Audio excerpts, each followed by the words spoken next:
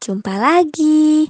Hari ini kita mau belajar tentang siklus air. Yuk, disimak ya. Apa itu siklus air? Siklus air adalah sirkulasi atau perputaran air secara terus-menerus dari bumi ke atmosfer dan kembali lagi ke bumi. Siklus air memiliki 3 tahapan. Yang pertama, penguapan.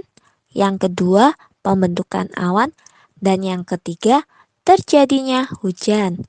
Berikut bisa dilihat proses terjadinya siklus air. Air di laut, sungai, dan danau menguap karena terkena panas matahari. Proses tersebut disebut evaporasi. Tumbuhan mengeluarkan uap air ke udara akibat panas matahari. Proses penguapan yang berasal dari tumbuhan disebut transpirasi.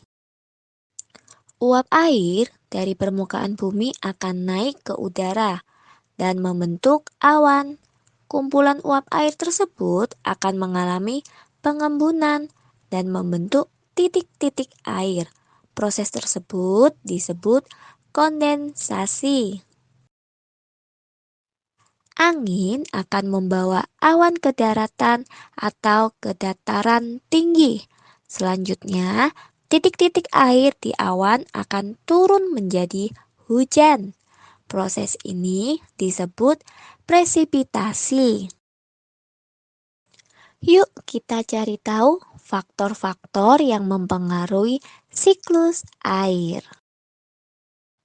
Yang pertama, curah hujan berpengaruh karena sumber air tanah berasal dari curah air hujan yang turun.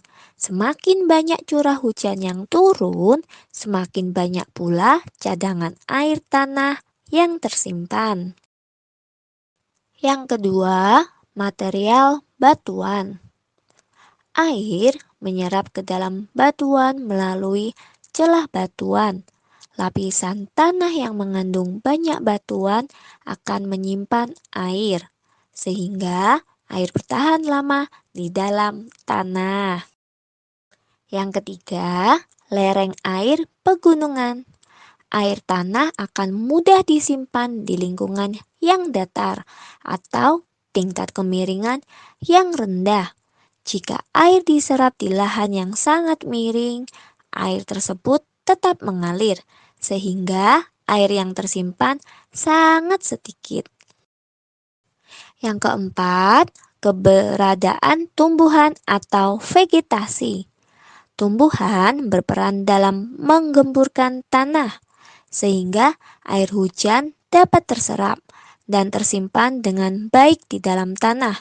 Air tanah yang tersimpan di daerah pegunungan akan bertahan lebih lama, sehingga menjadi cadangan air pada musim kemarau.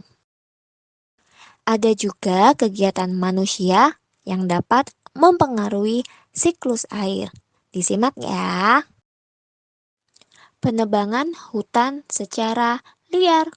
Hutan menjadi gundul, sehingga tanah tersebut sulit menyimpan air sebagai cadangan air.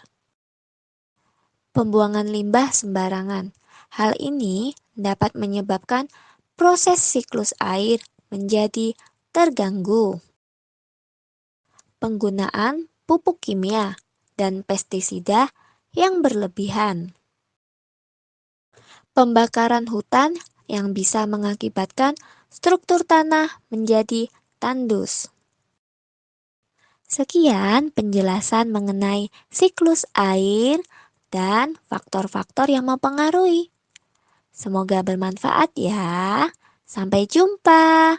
Dadah.